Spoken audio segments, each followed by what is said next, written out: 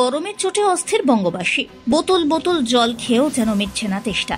এই সময় বেশি করে জল খাওয়ার পরামর্শ দিচ্ছেন চিকিৎসকরাও, কিন্তু বেশিরভাগ ক্ষেত্রে দেখা যায় দোকানে কিংবা বাড়িতে পানীয় জল রাখা হয় না ঠিকঠাক পাত্রে। তার উপর সাম্প্রতিক সময়ে কোল্ড ড্রিঙ্কসের খালি বোতলে নিয়মিত জল খাওয়ার প্রবণতা বাড়ছে।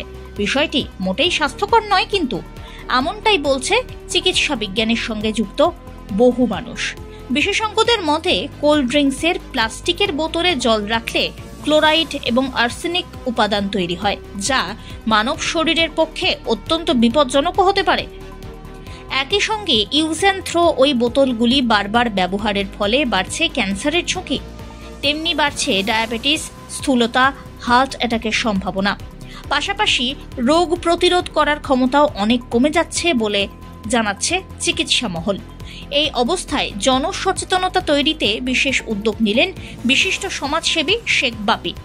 তালডাংরার খাল গ্রাম পঞ্চায়েতের অন্তর্গত কাদামারা প্রাথমিক বিদ্যালয়ে এক ঘরোয়া অনুষ্ঠানের মধ্যে দিয়ে ওই এলাকায় অন্তত 10টি গ্রামের মধ্যে 50 জন আদিবাসী ছাত্রছাত্রীর হাতে একটি বিশেষ সংস্থার তৈরি জলের বোতল তুলে দিলেন তিনি। এই বোতলগুলি বছরভর ব্যবহারের পরে ঝুঁকির সম্ভাবনা প্রায় নেই বললেই চলে। এই দিনের এই বিশেষ কর্মসূচিতে উপস্থিত ছিলেন বিশিষ্ট ফুটবলার বিশ্বজিৎ টুডু, ব্যবসায়ী সৌভিক চট্টোপাধ্যায় সহ আরো অনেকে।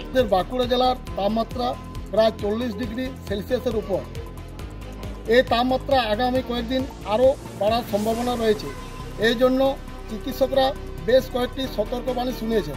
তার মধ্যে অন্যতম হলো অতিরিক্ত জল পান করা।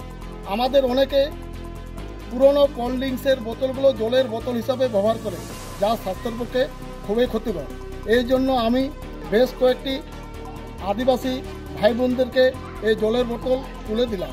শেখ বাপির এই অভিনব উদ্যোগে খুশি ওই এলাকার মানুষ। বিষয়টি বেশ অভিনব বলেই মত স্থানীয়দের।